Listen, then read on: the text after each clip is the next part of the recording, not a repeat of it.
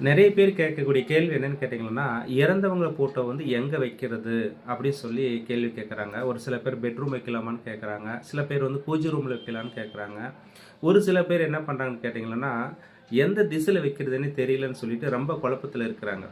பொதுவா பாரம்பரியத்தில நம்ம முன்னோர்கள் வந்து இறந்தவங்களுடைய ஃபோட்டோவ வந்து ஒரு பெட்டியில போட்டு வைத்து, அது வந்து ஒரு அட்டாளி மேல வச்சுருவாங்க. ஒரு அமாவாசையோ, இல்ல ஒரு முக்கியமான நல்ல நாளா வரும்பொழுது அதை எடுத்து வச்சு சாமி கும்பிட்டு, மீண்டும் 3 நாள் கழிச்சு மீண்டும் பொட்டில வச்சு எடுத்து வச்சுருவாங்க. இதுதான் நம்ம பாரம்பரியத்துல நம்ம முன்னோர்கள் வந்து பயன்படுத்தினாங்க. ஆனா, இன்னைக்கு அதற்கு மாறாக நெறைய பேர் வந்து வீட்ல ஃபோட்டோ மாட்டி வழிபாடு பண்றாங்க. அதுக்கு சில பேர் என்ன பண்றாங்கன்னா, பூஜை ரூம்லயே வைக்கிறாங்க. ஆனா, இறந்தவங்க தெய்வத்துக்கு சமம்ன்னு சொல்றாங்க.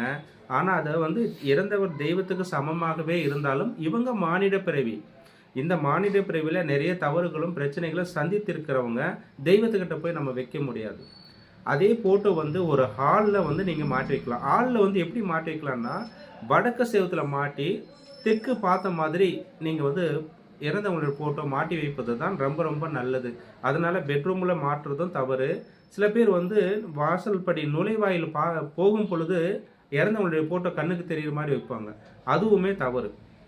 அந்த மாரி இறந்தவங்களுடைய ஃபோட்டோவ பொதுவா வந்து பார்த்தீங்கன்னா, ஒரு ஹால்ல மாட்டலாம். அந்த ஹால்ல மாட்டக்கூடியதும் பார்த்தீங்கன்னா, வடக்கு செவுத்துல மாட்டி, அந்த முகம் வந்து தெற்கு பார்த்த மாரி இருக்கணும். ஏன்னா, இறந்தவங்களுடைய பார்வை வந்து யம திசையை நோக்கி இருக்கக்கூடிய அமைப்பு இருந்தால் மட்டும் தான், அந்த வீட்ல வந்து சுபத்தன்மைக்கு இருக்கும். இதற்கு மாறாக நீங்க இறந்தவங்களுடைய ஃபோட்டோ எப்படி வைத்தாலும் அது பாதிப்பை கொடுக்கும்.